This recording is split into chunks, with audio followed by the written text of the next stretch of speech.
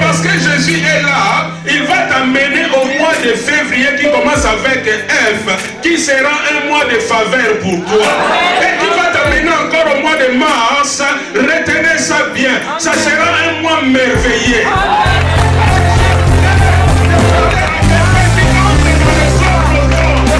J'aimerais dire à quelqu'un, même quelqu'un va changer de statut. Parce que c'est un mois nouveau.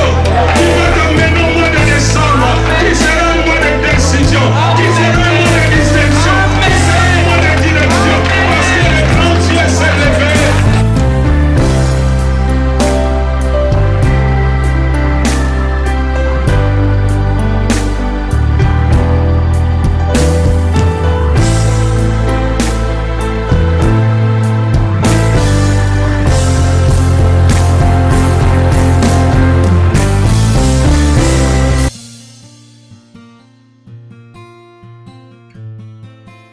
Si nous sommes en famille, donc nous sommes à la maison, un habitué et un serviteur de Dieu que chaque fois qu'il passait ici pour aller dans son travail, il priait que ce lieu soit une église. Chaque fois qu'il passait. Et aujourd'hui, John, il y a ceux qui le connaissent, le voient, il vient, il est là, il est à la maison, il est toujours avec nous. Mais aujourd'hui, il nous a fait honneur. Parce qu'il n'est pas venu seul. Vous savez, maman, comment il s'appelle? Gloria.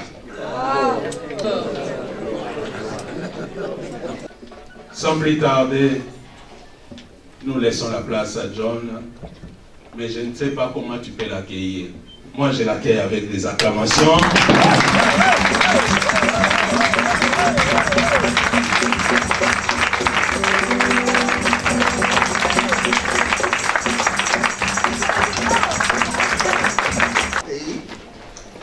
L'un s'appelle Menor. Quelqu'un connaît le mot Menor? Menor? Vous ne connaissez pas Menor? Okay. Je vais vous informer. C'est une maison d'édition. On a à peu près 70 livres imprimés sur beaucoup de sujets et Menor marche plutôt bien. Je l'ai lancé il y a plus de 25 ans et c'est quand même une maison d'édition conséquente. Deuxième chose, quelqu'un a déjà entendu parler d'un frère qui s'appelle Kelly Arumba? Kelly est mon fils. Il vit Villeneuve d'Ascq, entre Lille et Roubaix. À l'époque, je vivais à Waterloo, juste à côté de Roubaix. Et Kelly et moi, on était attelés ensemble, on a travaillé ensemble, on a cofondé une église congolaise, ensemble. Je vous connais avant que de vous connaître, hein? C'est le même, c'est le même. Et Kelly, l'église va bien. Il a, je ne sais pas, 3000 mètres carrés de salle. Vous savez ça? C'est quand même, ils ne sortent pas de tout, hein, bien sûr que non. C'est une friche industrielle, et ils ont bâti une salle, c'est vraiment formidable. Ok, deux choses. Quelqu'un parle anglais dans la salle? Qui parle anglais? Ok, tu parles anglais. Traduis pour moi ce mot. Ok? Cock-a-doodle-doo. Cock-a-doodle-doo. C'est un drôle de mot, hein? Qu'est-ce que ça veut dire cock-a-doodle-doo? Il ne sait pas. Quelqu'un sait ce que c'est cock-a-doodle-doo? Quelqu'un? Vous ne connaissez pas l'anglais basique? Cock-a-doodle-doo. Ok, je traduis pour vous. Cocorico.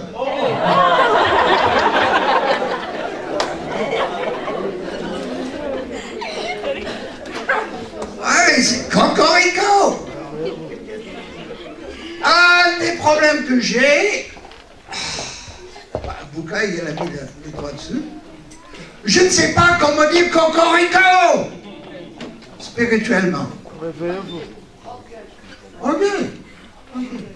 Je ne sais pas le faire. Il sait aussi. Les Français aiment entendre cocorico. Et je n'ai pas chanté cocorico. C'est bien, c'est pas bien. Je m'en fiche, j'obéis au Seigneur. C'est ça qui est le plus important. Les serviteurs de Dieu qui viennent, qui étalent tout comme le Nutella le matin. Waouh, j'ai fait ceci, cela. Ça vous intéresse? La seule chose qui vous intéresse, si un serviteur vient ici, qui prêche ici, c'est qu'il amène la vie. La vie en Jésus-Christ. Ce matin, je suis persuadé que le message est inspiré. Et je vous demande de faire quelque chose. J'ai une petite anecdote avant de commencer. Il y a longtemps, il y a un gars qui a prêché dans une ville, il était pasteur dans la ville, et il y avait une assemblée de toute la ville. Il y a énormément de monde qui est venu. Et il prêchait pendant 4-5 jours, mais le jeudi soir, c'était la catastrophe. Ça n'allait vraiment pas, le message a fait boum, et ça l'a tourmenté. Ça l'a tourmenté. Il a quitté la ville et a déménagé ailleurs, et 25 ans plus tard, il est invité de nouveau dans la même ville. Dans la même ville, et il accepte un peu, pour redresser le jeudi soir qu'il a raté. Donc, il vient, il prêche une fois, 2 fois, il y a un homme qui vient le voir. Je peux avoir un entretien? Oui. Donc, ils se sont vus après la réunion. Et le gars, il a dit, écoute, tu as prêché il y a 25 ans. Dit l'autre, dans son cœur. Et je me souviens, j'étais là pour toutes les réunions, et je me souviens de jeudi soir. Je suis mort, dit le prédicateur. Vous me suivez? C'était le jeudi soir qu'il a hanté toute sa vie. Et ce gars-là, il vient me faire rappeler le jeudi soir. Et le prédicateur, ah oui, vous vous rappelez de jeudi soir? Oui, je me rappelle. C'était épouvantable. Épouvantable. Et le gars, sa conscience tourmentée. Mais le gars continuait, il a dit, c'était tellement mauvais, j'ai crié au Seigneur, j'ai vraiment besoin de t'entendre. Moi, je veux ta parole au milieu de tout ça, c'est terrible, et je veux t'entendre. Seigneur, parle à mon cœur. Parle à mon cœur. Il a dit, droit dans les yeux à ce prédicateur, tu sais ce qui s'est passé? La phrase suivante qui est sortie de ta bouche, c'est pas cette phrase-là. Dieu, dans les cieux, m'a appelé au ministère. Je suis pasteur depuis 20 ans dans cette ville, à cause de ce message de jeudi soir. Ouh, ça change des choses. Et quand vous venez à l'église, vous venez pourquoi? Louer le Seigneur, primo. Adorer le Seigneur, primo. Aimer le Seigneur, en premier. Mais deuxième, c'est de recevoir. Quel est le truc qu'il te faut en ce moment dans ta vie? Pose cette question personnellement au Seigneur et attends la réponse dans le message. Attends la réponse dans le message. Puise. Il y a beaucoup d'assemblées, je passe, je regarde l'assemblée, je prêche, et je m'en vais. Heureux de m'en aller. Parce que les gens ne puisent pas, ils ne tirent pas l'onction, ils ne tirent pas la parole. Moi, parfois, je survole l'assemblée, j'arrive là. je ne regarde pas par là. Non, non, c'est pas votre cas. Hein. Je regarde les gens qui ils se moquent, ils s'en fichent, ils disent, bah, ils n'ont aucun intérêt. Ou quand tu sais, parfois, il y a des gars qui viennent dans l'assemblée. Il y a des gars, je ne sais pas si ça t'arrive, qui viennent chercher une fille.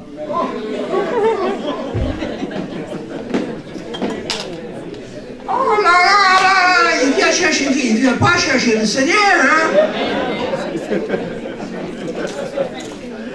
Et les filles, vous n'êtes pas exonérées, hein. Mais faites gaffe, hein. Ok, on y va, on y va. Clic, là-bas. Et voilà, vous connaissez ce verset. Verset de base. Tout le monde, vous êtes censé le mémoriser. Jésus a dit, allez, faites de toutes les nations des croyants. Les croyants? Les disciples. Les adhérents. Je suis abonné, j'ai la carte. J'ai une réduction sur ma dîme. Non, non, non.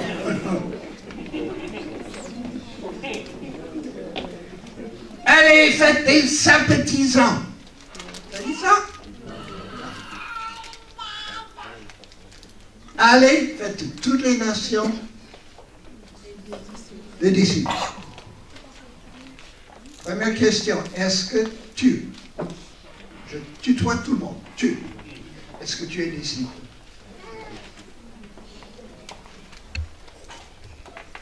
Il y a à peu près 25 églises à Mulhouse, à peu près. Je peux aller dans toutes les églises de Mulhouse et je peux poser la même question.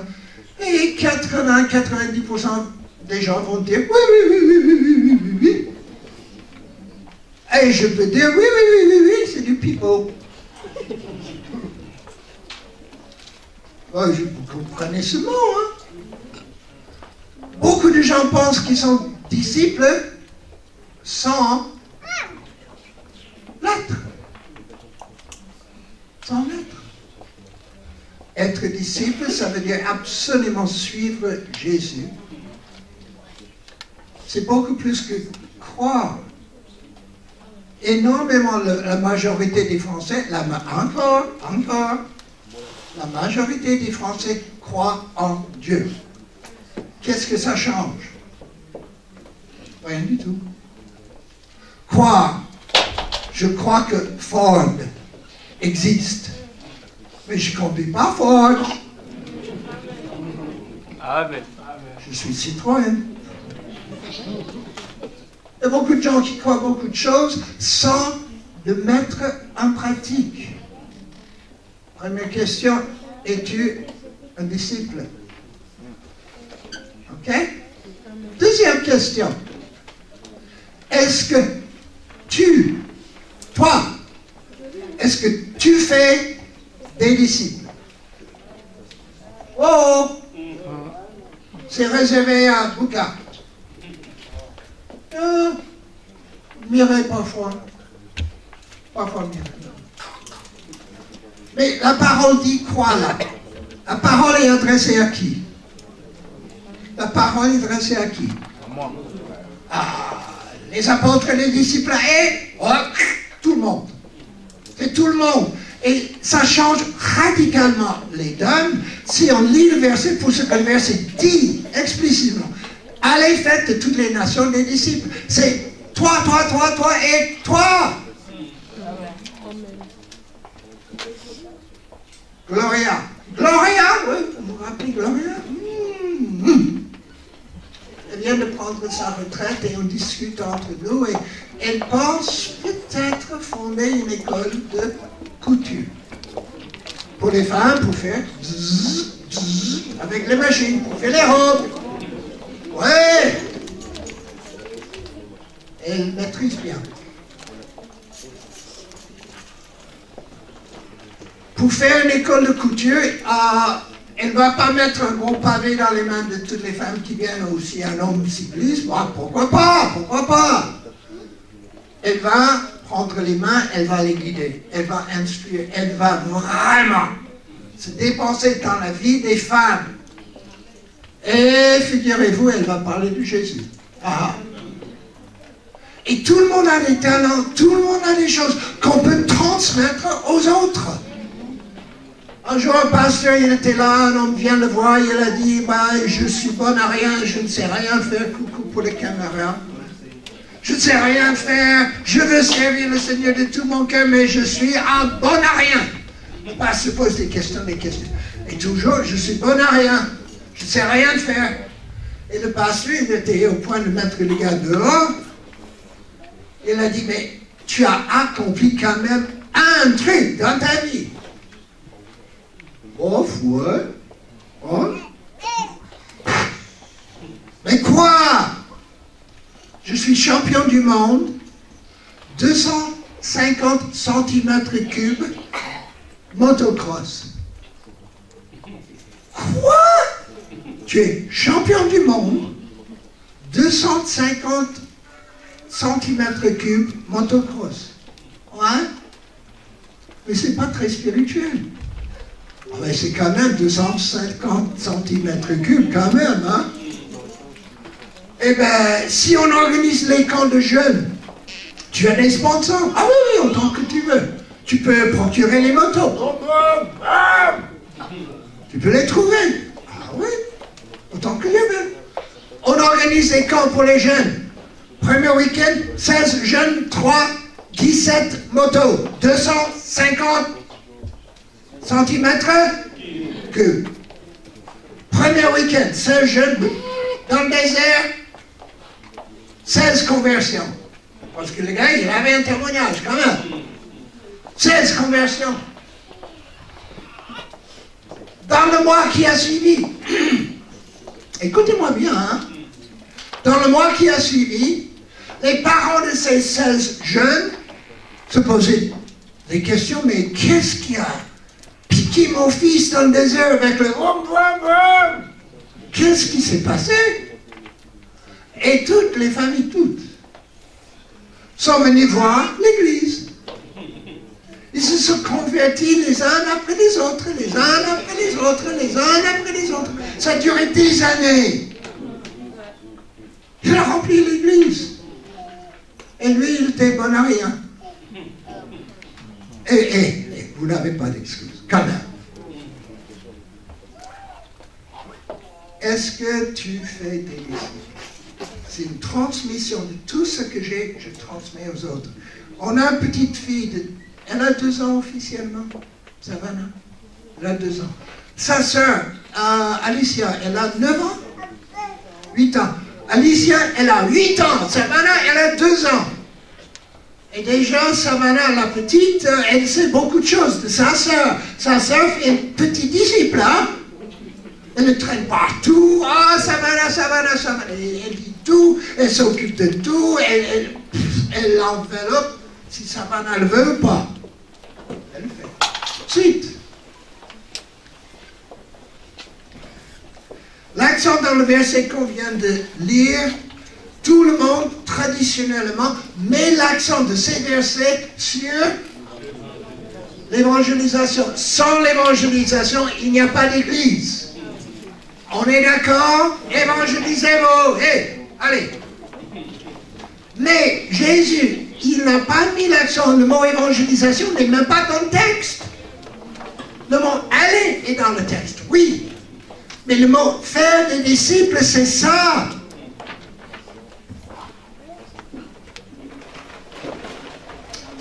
Qui est parent? Qui est parent? Tu es maman? Ok, je pose une question. Et tu réponds haut et fort. C'est plus facile de mettre un enfant au monde ou de l'élever? L'élever! Ça, c'est la différence entre l'évangélisation, mettre un enfant au monde, et l'élever. Dans la famille, on sait qu'il y a une grande différence. Il y a tellement de jeunes de nos jours. Noirs, blancs, rouges, jaunes, n'importe quelle couleur, ils sont là au monde, mais ils ne sont pas élevés. Suite. Et là, je me tais. On peut couper les lumières.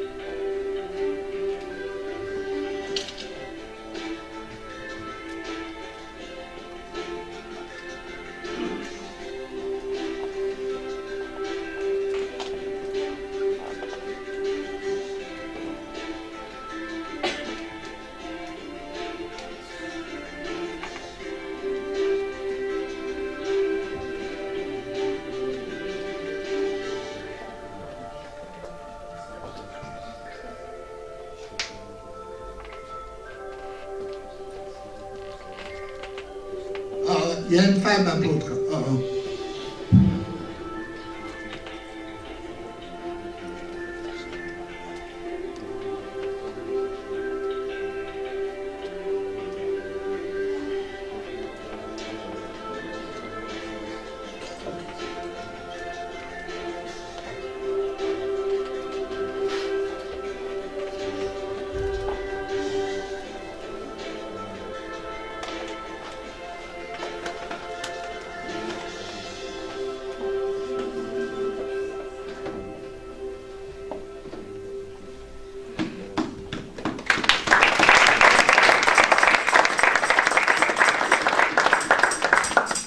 Sans commentaire, sans commentaire. Oh, peut-être une petite, toute petite. Les réunions sont mauvaises? Non. Il en faut. Les concerts? Est-ce qu'il en faut? Oui. Tous les trucs qu'on a vus, il en faut de tout. Mais l'objectif de ce matin, c'est que toi, tu sois un disciple. Et que toi, tu formes d'autres. C'est ça. Et c'est ça, vraiment, le béaba de l'évangile fait des disciples. Suivant. Alors là, vous voyez, difficilement, c'est mieux. Vous avez entendu parler du cirque Grus? Il y a papa et fils. C'est Arlette qui vient à Mulhouse, c'est son papa qui reste région de Paris. J'étais dans la voiture l'année passée et j'ai écouté France Info. Et ils ont interviewé M. Grus sur France Info. Et ils ont posé une question toute simple. Qu'est-ce que vous voyez comme grand besoin dans le pays? Il a répondu. Écoutez-moi bien. Nous avons bien instruit nos enfants, ils ont plein la tête, ils savent plus que leur père. Vrai ou pas vrai? Eh bien, mon petit-fils Lucas, 11 ans, il va bientôt me dépasser, surtout pour l'informatique. Là, dans un trait, je suis derrière, loin derrière. Les enfants, nos enfants, mes enfants, les petits, à l'école, on a tellement d'informations. Ils savent tellement de choses. Mais je reviens à Grus.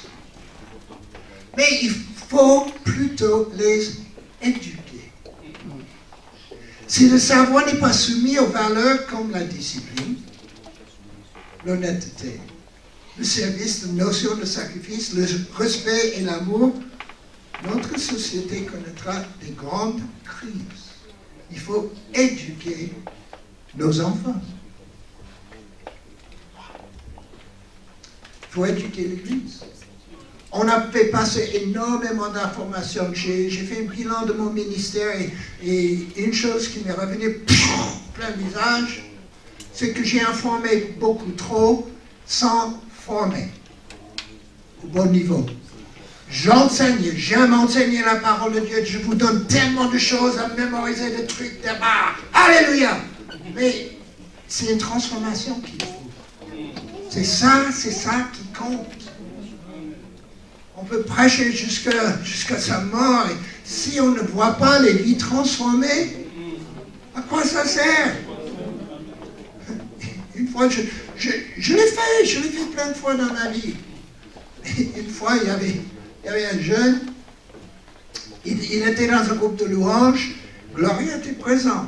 Et il s'est fâché un jour, il se lève brusquement, il se taille, claque la porte. Eh bien, il est parti. Il était fâché. Je l'ai vu quelques temps après, j'ai dit, écoute, j'ai vraiment prié pour ça. Vraiment prié pour ça. J'ai dit, écoute, ce que tu as fait, ben, honnêtement, c'était pas bon. Sa réaction. Je dis, ok, j'entends. Mais tu vas prendre le micro, une seconde. Je vais faire quelque chose pour lui, ok? Je te dis ce que je ferai si tu fais ça encore une fois dans ma présence. Tu prends le micro, s'il te plaît. Je vais prendre ta tête avec la main gauche. Avec la main droite, je vais prendre ton épaule et je vais tourner radicalement et j'enlève ta tête. Ah, j'enlève ta tête. Le gars, il a vécu dans les rues. Il était dans les gangs. Il était extrêmement violent avant sa conversion. J'aurais pu citer 36 versets, mais quand j'ai dit j'enlève ta tête, il a respecté tout de suite. Ah ouais? Pas de discussion. Je ne discute pas. Tu peux dire ce que tu veux, je ne discute pas. Prie le Seigneur, demande au Seigneur. Il va t'éclairer. On est devenus des bons amis. Hein? Malgré tout, on est devenus des bons amis. Pour devenir disciple, il faut le savoir, le faire et l'être. Quand je dis le mot pharisien, ça vous fait penser à quoi? Pharisien. C'est un bon mot dans le Nouveau Testament? Non. Pourtant, c'était un peu la majorité des croyants juifs à l'époque. Et les pharisiens, la première chose qui est importante chez les pharisiens, c'était le savoir. Ils avaient la tête pleine, ils mémorisaient les chapitres entiers, les livres de la Bible, ils mémorisaient plus que nous. Ils savaient. Mais si ce n'est pas mis en pratique, le savoir corrompre le cœur et on devient forcément hypocrite. Pharisien, en premier lieu, c'est savoir avoir la tête pleine, deuxièmement, devenir hypocrite.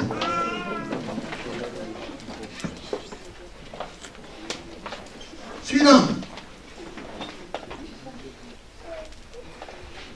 Ce gars-là, ce petit gars-là, ah, j'aime bien, oula, ses yeux.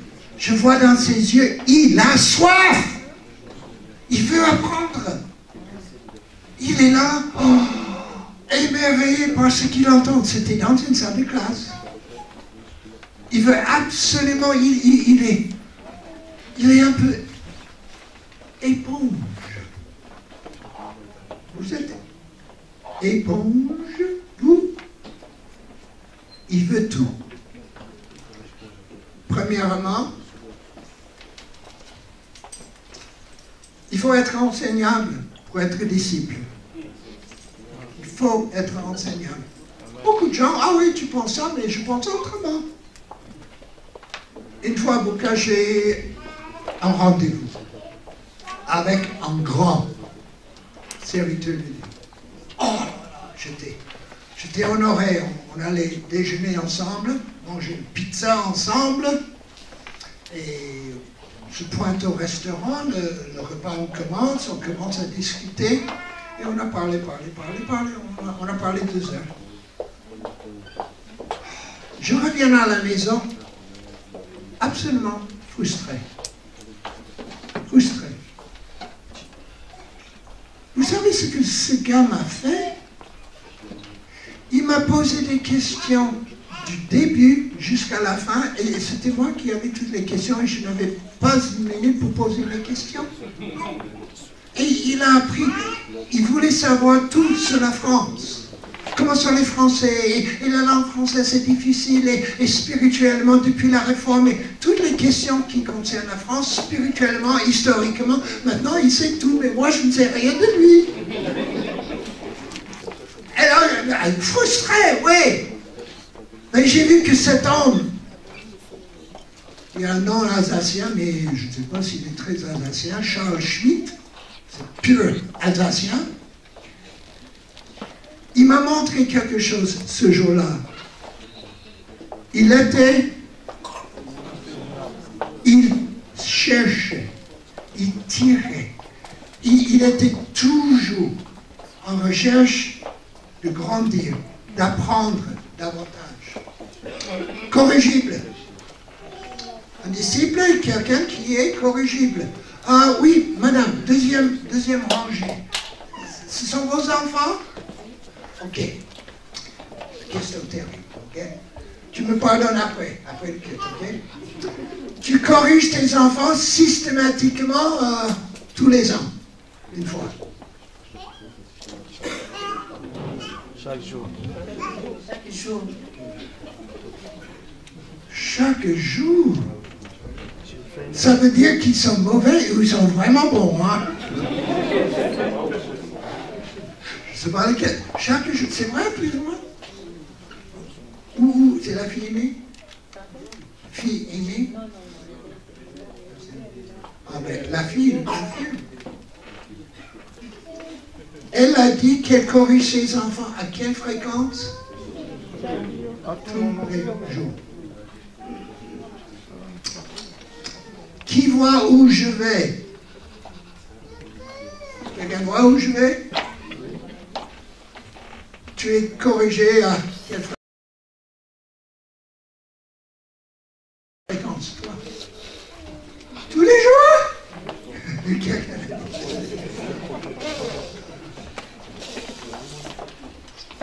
Ici, Mireille vient te voir. Il te corrige. Il ne te menace pas de séparer ta tête de ton corps, non? Mais le principe est le principe suivant. Je suis allé voir Pierre un jour et j'étais en retard. En retard. Je m'assois dans son bureau. Pierre m'a mangé. C'était un peu sec. Il m'a mangé. Je l'écoutais. Comme ta fille, parfois, elle écoute comme ça. Souvent très bien, mais parfois c'est comme ça. Je l'écoutais comme ça. Je descends après l'entretien et je rentre chez moi et je me plains auprès de l'Éternel. Oh, Seigneur, tu vois comment il m'a traité? Oh, il m'a dit, il parle. Il est méchant. Bien, tu as vu ça, Seigneur? Qu'est-ce que tu fais? Je ne suis pas mystique. Je n'entends pas les voix tous les jours, mais là, le Seigneur m'a parlé. Là, le Seigneur m'a parlé. Écoutez-moi du cœur. Écoutez-moi vraiment du cœur. John, est-ce que tu te rends compte à quel point Pierre t'aime? Eh, non. Non, je ne me rends compte pas. Il m'a traité un peu... Non, est-ce que tu te rends compte à quel point il t'aime?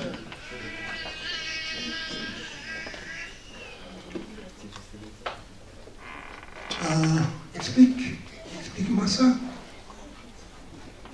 Il t'aime à un tel point, et tu sais, John, c'était pas un insulte, limite, mais pas un insulte. Tu sais, John, tu as une tête de mule, parfois. Excusez-moi. Et Pierre, il t'aime tant, il comprend ça. Et ton comportement l'oblige à monter le volume. À monter le volume. Le Seigneur te montre le volume, pardon. Et il a monté le volume par respect et par amour pour toi. Les serviteurs de Dieu ne sont pas parfaits. Ok? On peut faire les erreurs. Moi, j'en ai fait, je peux faire la liste. J'ai trop parlé, j'ai pas assez parlé. J'ai rarement crié sur les gens. Je ne crois pas ça, c'est fausse doctrine. Mais quand un serviteur de Dieu ose te parler, cœur à cœur, arrête ça. Première réaction n'est pas « Où est notre église congolaise en Jérusalem ?»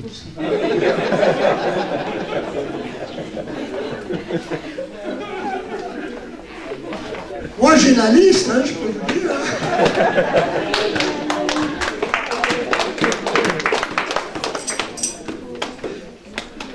Troisième point, disciple, il est aimable et il est aimant. Aimable. Oh là, oh, est-ce que tu es aimable? Hey, tout le monde, garde. Tout le monde va dire, sûr, certain, je suis aimable, moi. Tout le monde va le dire, mais c'est pas vrai. Dans le ministère, un des problèmes dans les top 5 au ministère, c'est d'aimer les gens quand ils ne le veulent pas. Ils ne peuvent pas recevoir l'amour. Et il y a plein de gens dans les églises qui ne peuvent pas recevoir l'amour. Exemple, je vous dis truc. Vous avez tous les box, maintenant les box à la maison, télé, box, internet, box. Tu es boxé? Depuis le box, ma vie a changé. J'ai une liste d'adresses très longue. Et je fais la liste à peu près tous les mois. Et je trouve quelqu'un que je n'ai pas appelé depuis longtemps. Et je dis, ouais, je vais appeler Nicolas. J'appelle Nicolas parce que c'est gratuit. C'est gratuit. Donc, bonjour Nicolas, c'est John. Qu'est-ce que tu veux? Je veux te dire bonjour.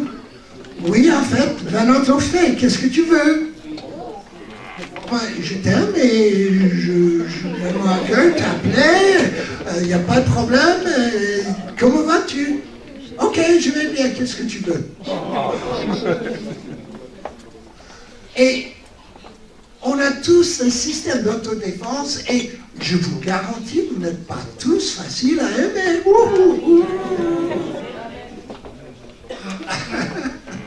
Les uns sourient, les autres pleurent. Et un disciple est quelqu'un qu'on peut aimer et quelqu'un duquel on ressent l'amour. Faites un test dans vos relations. Quand vous êtes avec telle et telle personne, est-ce que vous vous sentez aimé, apprécié et tiré vers le haut? Ou est-ce que dans les discussions, c'est des conflits, les problèmes, les machins, les schmoupiques, et ça tire vers le bas? Si ça tire vers le bas, rectifiez le tir. Hein? L'objectif d'un disciple, c'est toujours tirer vers le haut. Tous les autres, tous les contacts. Sans exception. Demande au Seigneur. Rende-moi aimable. Ah ben, vous pensez peut-être que c'est superflu comme prière. Non. Ah non. Il y a tellement de gens échaudés par la vie, difficile les aimer. Difficile les aimer. Si chacun prend ses prières au sérieux, rende-moi aimable. Il y a beaucoup de choses qui vont passer. Beaucoup de préjugés. Je vais parler d'une chose, c'est un peu, oh là, c'est limite. C'est limite. relation noir et blanc en Amérique. Relation noir et blanc en Amérique. Il y a un basketteur qui s'appelle Carmelo Anthony. Il joue pour Oklahoma, il jouait à New York pendant des années. Et il est noir, Carmelo Anthony.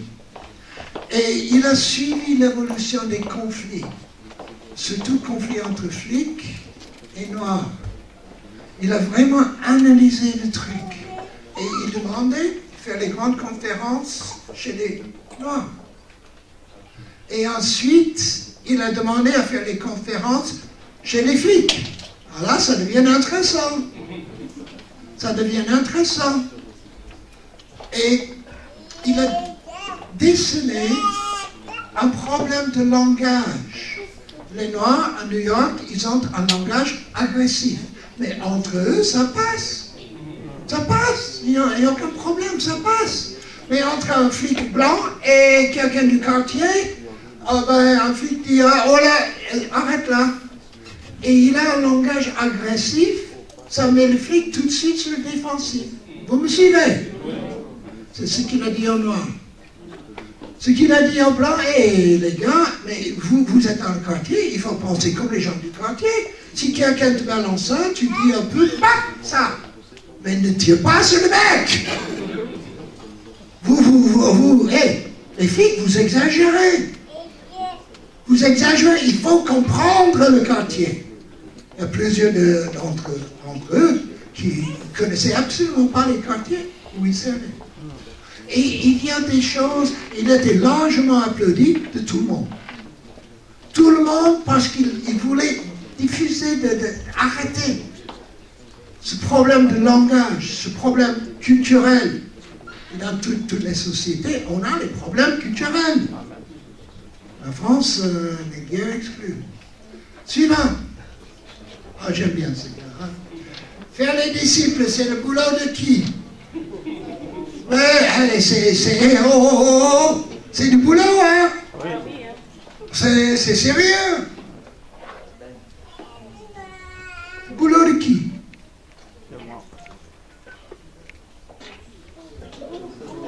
C'est le boulot de qui?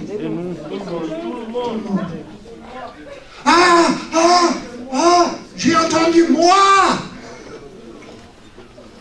Ah ben c'est le boulot de tout le monde. Tout le monde, c'est tout le monde. Moi, c'est moi. C'est pas la même chose. Si je réalise à quel point c'est moi qui est concerné. Moi qui est concerné. Tu as des choses à transmettre aux autres. Un des versets que j'aime beaucoup. Mireille, tout le monde, hein? Je serais étonné si vous avez déjà prêché sur ce verset. Les femmes plus âgées de l'Assemblée, occupez-vous des femmes les plus jeunes, comment tenir le ménage, comment s'occuper du mari, et tout ça. Enseignez! Vous entendez ça prêcher souvent ici? Donc, si vous avez dépassé 40 ans, vous êtes candidat, là. Hein? C'est le boulot de qui? Moi. Mais si tu dis moi, je t'engage. Je t'engage. Avant de passer sur la suivante, parce que je n'ai pas défait l'automatisme à la fin de ce slide, parce que ça va défiler, et à la fin, ça saute tout de suite sur le suivant. Donc c'est une présentation d'INSTE, nos objectifs. Quand je vais dans les églises, un peu partout en France, il y a très peu d'églises qui ont une formation disciple établi un schéma, quelque chose de consistant, de solide. Très peu d'églises. Pratiquement toutes les églises pensent, oui, on fait des disciples, mais il n'y a rien de concret. Assister à toutes les réunions, ça ne fait pas un disciple. Ça ne fait pas un disciple. Donner la Bible ne fait pas un disciple. Être disciple, c'est de suivre Jésus dans tous les détails. Ok? On passe slide suivant et c'est automatique. Et je fais peu de commentaires après. On y va.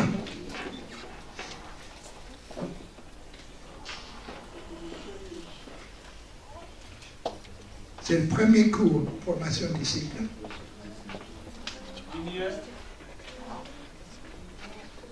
Vous voyez au fond le caractère. Ah oui, que la lumière ne soit plus.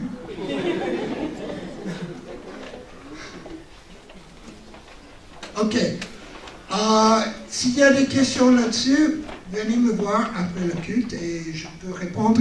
C'est un cours qui pose les fondements de la foi, mais ce n'est pas basique.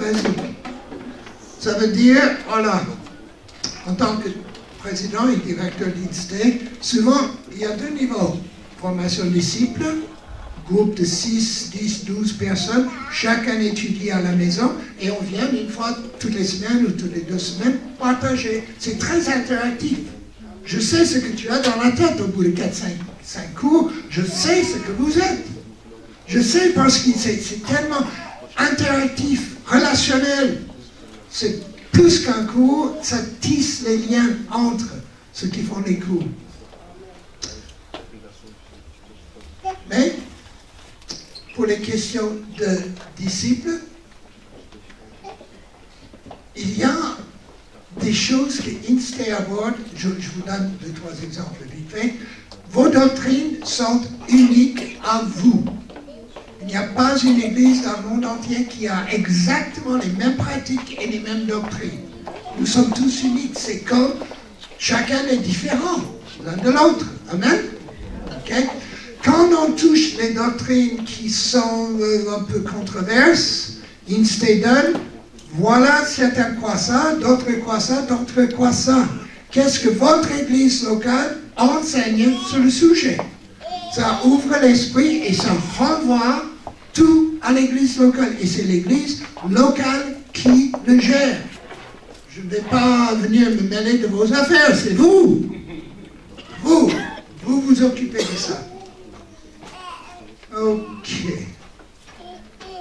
Suivant. Ah non, on reste sur le mot, on revient. Vie de disciples. À ceci tous connaîtront que vous êtes mes disciples. Si vous avez de l'amour les uns pour les autres. Ça c'est l'objectif principal. Aimez le Seigneur, aimez-vous les uns les autres. Je ne sais pas, question un peu... Est-ce que tout le monde a toujours, sans exception aucune, vécu l'amour dans l'Église? Non. Non. Je ne sais pas si j'aurais aimé prendre des pique-niques avec les apôtres. Parfois, la manière qu'ils traitaient l'un et l'autre, c'était canon. L'objectif, après tout, aimez-vous les uns les autres et on apprend comment aimer.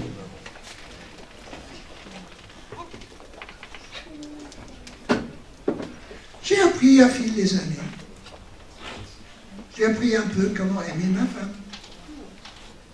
N'est-ce pas vrai, chérie? Terrible.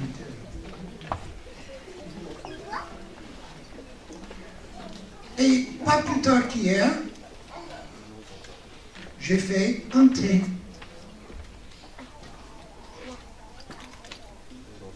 Et j'ai dit, chérie, est-ce que tu veux venir prendre le thé à la cuisine ou est-ce que tu préfères que je le livre?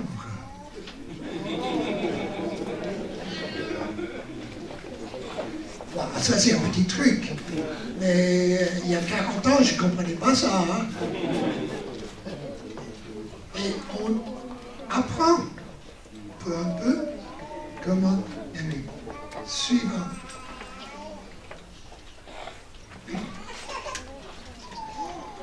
Je veux t'aimer tous les jours. Ah mais les chrétiens disent ah oui, je vais aimer tout le monde tous les jours, mais ça ne se fait pas comme ça. Hein? Si on est dans l'émotionnel, la volonté, Deux choses complètement différentes. Il y a parfois des chrétiens qui se lèvent le matin et qui disent « Je n'aime pas l'Église. » Ni les gens. Ah, tant pis pour vous. Allez, quand même. Parce que c'est une décision. Et si on obéit au Seigneur, il nous donne l'amour. Je trouve que, parce que je suis fort dans les anecdotes, un homme vient et il demande conseil. J'ai perdu l'amour pour ma femme et j'aimerais demander le divorce. Avant de demander le divorce, y a-t-il un conseil à me donner? Oh, il ne faut pas rater un coche. Il y a une dernière chance, dernière chance. Et le conseil était le conseil suivant. Pendant 3 mois, tous les jours, tu te lèves le matin et tu détermines. Tu fais des actes de volonté. Je vais servir ma femme. Je vais le servir. Je vais proposer le petit thé livré. Ah, pendant que je parle, et un croissant aux amandes hier matin.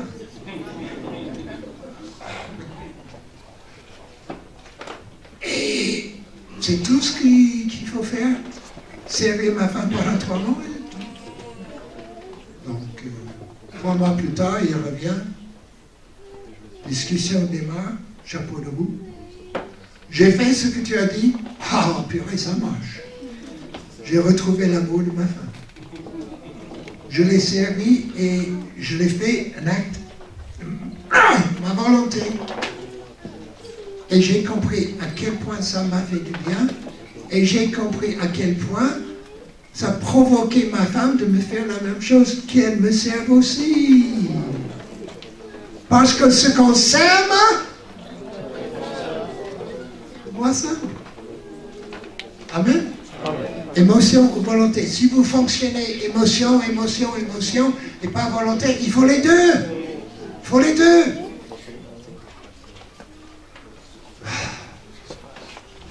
José, je ne te vise pas sans te viser. Ouais. Parfois, il faut dire, je décide de l'aimer.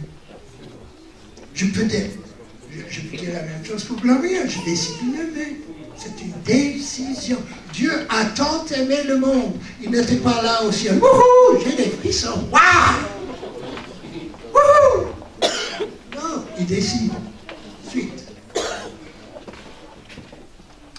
Et là, l'amour s'engage. Là, l'amour s'engage. Écoute, ami intime. Et je clarifie tout de suite, intime ne veut pas dire... C'est un mot spirituel. Ok? Sans plus. Beaucoup de chrétiens, ils passent dans la nuit. Coucou! Ils parlent, ils gardent une certaine distance. En France, on est quand même handicapé par le tu et le vous.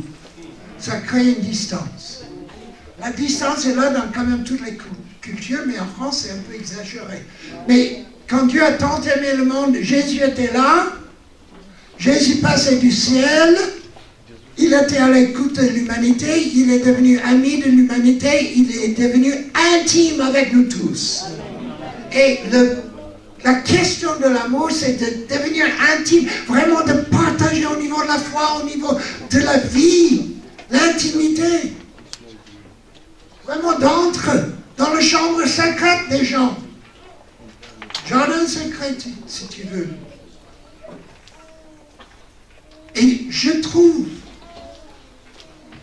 écoutez-moi encore, deuxième fois, je te demande vraiment de m'écouter. Il y a une grande soif spirituelle en France, une grande soif. Mais l'Église, en général, passe à côté. Les gens demandent, ils sont demandeurs, mais si on vient de tuer péché, tu vas en enfer, mais tous les fusibles, ça saute tout de suite. Pourtant, c'est vrai. Ok? Je demande, chaque matin, aide-moi, c'est une prière constante, aide-moi, Seigneur, à passer vraiment inconnu dans la vie des gens. Je veux passer des étapes pour écouter les gens, pour devenir ami des gens et qui sentent qu'il y a quelque chose qui nous met ensemble pour vraiment entrer dans l'intimité avec les gens. Il y a un mois, j'étais à Roubaix. J'ai fait une réunion qui s'est terminée à minuit et demi. J'étais dans le gaz, je rentre à la maison et je me garde devant la porte du garage du médecin urgentiste du quartier. C'était pas ça qu'il fallait faire. Hein. Se garer devant la porte du garage, médecin urgentiste, ouais, je ne le voyais pas. Le lendemain matin, je me lève et il n'y a plus d'un. Oui, le courrier a frappé encore. Donc, j'ai compris. Ma voiture était enlevée. Je vais à commissariat de police. Et j'habite tous les temps. Hein. Je vais au commissariat de police, je déclare, blablabla. Ah oui, on a enlevé, c'est au Fourrière, c'est la même rue, mais là-bas. Donc, remplissez les papiers, blablabla, on a tout fait. Donc, c'était bon. On était au point de partir. Et c'était une femme, flic, femme. Et elle me prend et elle dit, on va sortir. Ça, c'est l'entrée, mais il faut sortir par la sortie. Donc, on sort, mais la porte est cassée. La porte est cassée. J'avais l'air coupable de chez coupable. J'avais l'air. J'étais triste parce que ça me coûtait des sous. Vous comprenez, des sous? Vous comprenez ça? Ça me coûtait des sous. Ma femme comprend trop bien ça. La porte est cassée. Ah ben, monsieur, il faut attendre. On ne peut pas sortir. Vous êtes condamné, restez là. J'étais séquestré au commissariat de police. Et je commence à prier, Seigneur, pourvu qu'aucun chrétien passe à le commissariat de police à ce moment. Je ne veux pas voir les gens. Seigneur, garde-moi, non, je ne veux pas être vu. Vraiment, dans le coin, restez là. Je me mets. Non, je me mets sur le fauteuil désigné, sur la place désignée. Je suis là, j'étais au point de râler devant Dieu. Vous savez, râler? C'est pas ça en numéro 1. J'étais au point, mais je ne l'ai pas fait. J'étais là devant le Seigneur. Oh! Une question vient en tête. Et le Seigneur me dit, pose cette question à ce monsieur-là. Non, c'était l'autre gars qui était séquestré avec moi. Le flic était là-bas, il est parti, mais c'est un autre gars, on se trouvait dans le même lot. Tu lui poses cette question. Ok, quelle question? Est-ce que le Seigneur t'a appelé au ministère? Le Seigneur, est-ce qu'il t'a appelé au ministère? Je sais combien de pasteurs existent qui vivent en France. J'ai le chiffre en tête. Je sais combien d'églises il y a à Roubaix, Lille, Waterloo. J'ai vécu là-bas, je sais. Là, c'est une question. Une chance sur 100 000. Une chance sur 100 000 que c'était... Ok, Seigneur. Je me tournais vers le gars, il était à ma gauche. Est-ce que le Seigneur Jésus t'a pas appelé au ministère? Mais comment sais-tu ça? Mais comment sais-tu ça? Je suis pasteur. Il a vécu un électrochoc de confirmation. On était instantanément dans l'intimité spirituelle. Mais pas banal. Ça perçait tout ce que tous les niveaux, ça allait droit au cœur. Et quand on demande au Seigneur, Seigneur, donne-moi une parole, donne-moi une pensée, donne-moi une approche. Même temps, je vais au restaurant avec quelques personnes, on est là, on termine le repas. J'ai un périscope qui fonctionne tous les jours. Je cherche les occasions pour entrer en intimité avec les gens. Je les cherche et je les trouve. Et je les trouve. Si on ne cherche pas à être intime avec les gens, on ne trouve, ah ouais, je vois la vie, c'est un peu Spielberg. Si on cherche, on trouve. On était au restaurant, on termine le repas, il y avait 5 autour d'une grande table ronde. Moi, j'étais coincé dans un coin et la serveuse n'avait plus accès à moi. On termine le repas, le café vient et la femme, je le vois, elle sert la première personne. Elle pose la tasse de café et je dis, je cherche, mais là, c'était pas difficile. Elle sert le deuxième. Et je dis, elle va faire le tour, elle va venir vers moi, mais elle n'a pas accès à moi. Je me prépare pour ça tous les jours. Si vous vous préparez, vous aurez des rencontres. Là, je fais un transfert sur vous. Je vous demande, Seigneur, de faire des rencontres pour ce peuple, des rencontres divines. Je dois venir. Le 4e servi, elle me voit. Elle commence parce qu'il fallait passer par-dessus la tête de l'autre, comme ça. Et la main venait comme ça. Chac! Je l'ai intercepté plein vol. Ça vous fait mal? Ça me fait très très mal.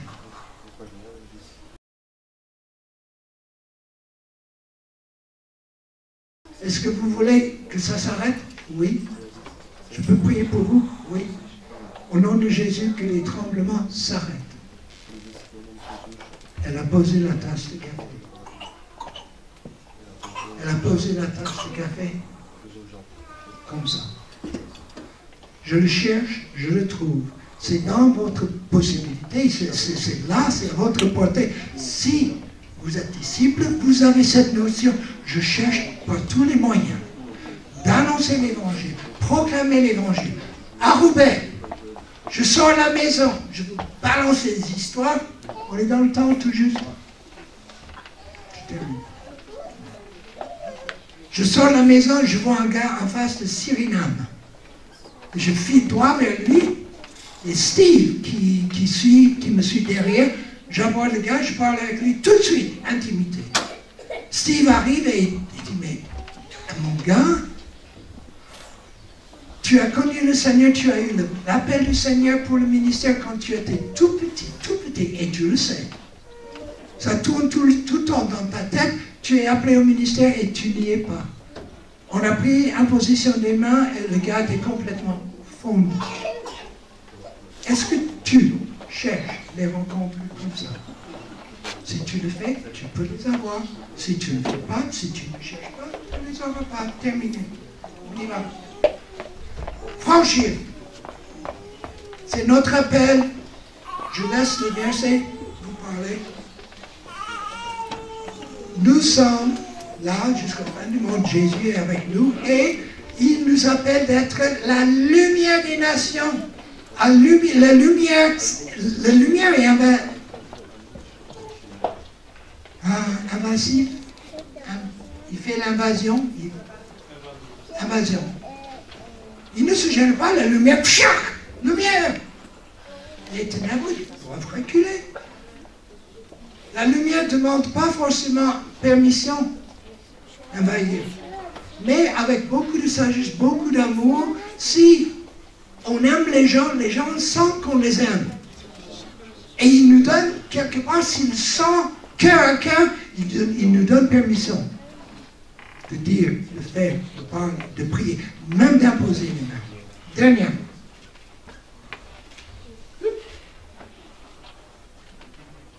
Que les murs de l'église explosent. Alléluia. Tu vois l'église, ça pète fort, hein? Pour que l'évangile soit connu. Claude Stalin était dans son bureau, à mes yeux, pas à mes yeux, Villeurbanne. Il était tout content, il a conçu une nouvelle église, un nouveau bâtiment. Il y avait du monde, 300-400 personnes. Vraiment, il était fier. Peu de temps après la construction de l'église a cramé. Cramé, il n'y avait plus rien. Claude était en grande difficulté. Il angoissait. Il était amer. Beaucoup de choses. Et il a fait savoir à l'église, parce que l'église a perdu le bâtiment d'un jour à l'autre, il n'y a plus d'endroit, il n'y a plus rien. Il a fait savoir à l'église à quel point il luttait. Il posait la question, il priait sans cesse, Seigneur, pourquoi? Et un jour, Claude, il est dans un bureau loué par l'église, il est là, et il entend toc, toc, toc. Il ouvre la porte, un vieux monsieur était là. Et il demande, Claude, je peux te parler? Oui, entrez dans mon bureau. Il vient, il s'assoit, Claude se met derrière le bureau. Et le vieux monsieur dit, Claude, j'entends que tu te poses beaucoup de questions et tu te fais beaucoup de peine par rapport à l'incendie du bâtiment. Oui, ça me fait vraiment des soucis. Claude, est-ce que je peux te dire pourquoi l'église a brûlé? Tu sais pourquoi l'église a brûlé? C'est toi qui l'as fait. Non, c'était pas lui. C'était pas lui. Je sais pourquoi l'église a cramé. Ok? Dis-moi. Je suis immigré, la Russie. Je suis un vieux. La journée, je suis petite à part, je traîne dans les rues de Villeurbanne. Ton église n'avait plus de bâtiment et les gens sont sortis dans la rue. Ils parlaient partout, ils allaient de partout, à l'improviste. Et c'est comme ça, les gens qui n'avaient pas le lieu fixe, qui sont sortis dans la rue, que j'ai croisé les chrétiens et ils m'ont conduit au Seigneur. Ton bâtiment a brûlé pour me conduire au Seigneur. Et Claude ne pouvait plus rien dire. Plus rien dire. J'espère que vous avez entendu quelque chose ce matin. Je fais une dernière prière. Je suis venu ce matin, j'étais assis là et je constatais que le plafond est un peu bas ici. Vraiment, le plafond est un peu bas, il faut se lever le plafond. Mais ça va gêner les joggeurs là-haut. Hein. Si on se lève trop, ça va gêner là-haut. Mais je ne parle pas de ce plafond, je parle du plafond spirituel. Et au nom de Jésus, je prends le plafond et je le repousse pour que le plafond, que ça monte. Pour vous donner plus d'espace spirituel, plus de liberté spirituelle, plus aller dans les rues, plus aborder les gens. Au nom de Jésus. Seigneur, nous accueillons ta parole ce matin. Que ta parole soit serrée dans le cœur de chacun et chacune. Il y a de quoi méditer, réfléchir. Mais Seigneur, ta parole amène une énergie. Je te demande de vraiment un transfert d'énergie au cœur des uns des autres pour qu'ils soient avec des nouvelles batteries du Saint-Esprit, chargées, avec l'intention de trouver tous les jours un contact ici, un contact là. Trouver quelqu'un pour saluer la bonne parole, pour être des disciples. Tu nous as créés pour être disciples. Seigneur, je te prie que les uns les autres comprennent un peu mieux, Jésus, ce que c'est de te suivre. Jésus. Amen.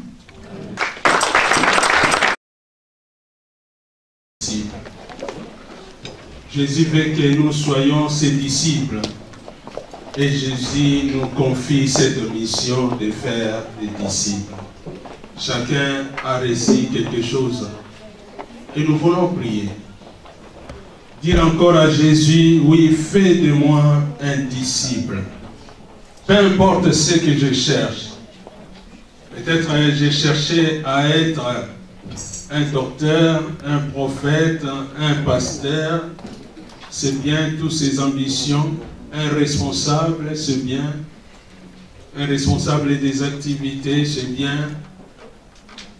Mais aujourd'hui, j'ai appris quelque chose. Dieu a besoin des disciples. Jésus a besoin des disciples. Il a annoncé que tout pouvoir lui a été donné. Mais avec ce pouvoir, il nous envoie à faire des disciples. Voilà pourquoi, toi-même, moi-même, je vais déjà dire à Jésus, oui, fais de moi un disciple. Et pour que je sois un bon disciple, que je sois enseignable. Quelqu'un qui accepte l'enseignement. Que je sois corrigible. Quelqu'un qui accepte la correction. Que je sois aimable. Que j'accepte l'amour qu'on me donne et que je donne aussi l'amour. Voilà pourquoi tu vas prier et je vais prier. Tu vas dire, oui Seigneur, fais de moi un disciple, un disciple, un doulos, celui qui est là au pied de Jésus et qui suit Jésus, comme l'eunuque éthiopien auprès de Philippe, comme Marie auprès de Jésus. Tu vas prier, je vais prier. Parce que la Bible dit, Jésus a choisi ses disciples, il les a fait asseoir, il les a enseignés. Nous avons besoin d'apprendre encore de Jésus. Tu vas dire, oui Seigneur, laisse en ce jour du 28 janvier, que ce premier livre du Nouveau Testament, Matthieu, dans le chapitre 28, reste gravé aussi dans mon cœur. Tu vas prier et je vais prier. Nous prions ensemble. Tu vas dire encore à Dieu, donne-moi des oreilles qui écoutent. Donne-moi un cœur qui garde les choses. Que je sois un peuple qui aime écouter le Seigneur. Car la parole de Dieu va nous construire. La parole de Dieu va nous instruire aussi. La parole de Dieu va nous corriger, va nous éduquer. Tu vas dire, oui Seigneur, donne-moi ces oreilles qui écoutent la parole. Ces oreilles qui écoutent ce que toi tu donnes à ton peuple. Donne-moi faim et soif d'aimer ta parole. Car je vais être vraiment un disciple qui reçoit l'enseignement du Maître. Nous prions ensemble. Seigneur, que je dispose mes oreilles toujours à t'écouter. Et que mon cœur soit disposé pour recevoir ta parole. Que ta parole prenne une place dans mon cœur, dans ma vie. Car j'ai besoin de toi. Au nom de Jésus. Alléluia. Est-ce que moi j'aime la correction? Est-ce que toi tu aimes la correction? Peut-être tu es entré en guerre avec les uns et les autres. Juste à cause de la correction. Parce que quelqu'un a cherché à te corriger. Tu as oublié que s'il y a la correction, c'est parce que la personne t'aime. Il ne veut pas que tu passes à côté du meilleur, de ton avenir, de la vie avec le Seigneur. Tu es entré en guerre avec la personne. Si aujourd'hui, tu peux faire aussi comme moi, dire à Dieu, oui Seigneur, pardonne-moi pour toutes les fois que j'ai refusé la correction. Pardonne-moi pour toutes les fois que je suis entré en guerre pour dire, qui est cette personne pour me parler comme ça? Oh, c'était pour mon bien. Toi, tu utilises toujours des hommes. Voilà pourquoi tu avais utilisé un frère, tu avais utilisé une sœur, tu avais utilisé un serviteur de Dieu, tu avais utilisé un enfant de Dieu, tu avais utilisé quelqu'un. Aide-moi, Seigneur, à ne pas regarder la forme. J'en ai dit quelque chose d'important. Des fois, il y a la tempérance, des fois, il y a des cultures. Des fois, il y a le langage. Ne pas regarder à la forme, mais de regarder au fond. Peut-être la forme m'a fait très mal. Tu vas dire, oui Seigneur, pardonne-moi. Parce que même dans ces formes-là, mais j'ai réussi quelque chose qui m'aide. C'était pour mon bien. Et aide-moi, chaque fois que tu vas faire, tu vas envoyer quelqu'un pour me corriger, que j'écoute, au lieu d'être à l'opposition, parce que ça ne me fait pas avancer. Ça fait que me stopper et tourner en rond. Nous prions ensemble. Alléluia. Aide-moi, Seigneur. Aide mon frère. Aide ma soeur. Aide. Alléluia. Est-ce que je suis aimable? Est-ce que j'aime les autres? Oui, Dieu nous a aimés et il a donné. Est-ce que moi j'accepte même l'amour qu'on me donne? Est-ce que je donne aussi l'amour? Parce que tout est basé sur l'amour. C'est avec cet amour que nous allons continuer à suivre Jésus. C'est avec cet amour que nous allons annoncer la bonne nouvelle aux autres. Nous avons besoin de l'amour. La Bible dit, si vous avez de l'amour, c'est assez si que le monde connaîtra que vous êtes vraiment mes disciples. Est-ce que la pierre précieuse est prête à pleurer avec celui qui pleure? Est-ce que la pierre précieuse est prête à se réjouir avec ceux qui se réjouissent? Est-ce que la pierre précieuse est encore comme les anciens? Quand Israël était là devant pour pleurer, ils ont pleuré avec. Ils ont pris sa situation. Est-ce que la pierre précieuse est prête à faire des disciples? Est-ce que nous sommes prêts? De bonnes choses, de bonnes paroles qu'on reçoit, la bonne nouvelle qu'on a, d'aller nous annoncer ça à ceux qui sont dans les mauvaises nouvelles. Tu vas dire, oui Seigneur, que ma vie soit envahie de ton amour. Que ma vie soit débordée de ton amour. Que je t'aime de tout mon cœur, de tout mon âme, de toute ma force. Et que cet amour me pousse, qu'il me touche afin d'aimer aussi mon prochain. Et de lui apporter la bonne nouvelle. Et de faire de mon prochain les disciples de Jésus. Nous prions ensemble. Alléluia.